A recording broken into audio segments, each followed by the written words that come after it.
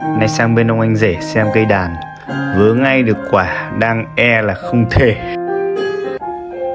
Thế là gạ ngay ông anh quả kèo. Em bảo rằng đã thấy phép màu,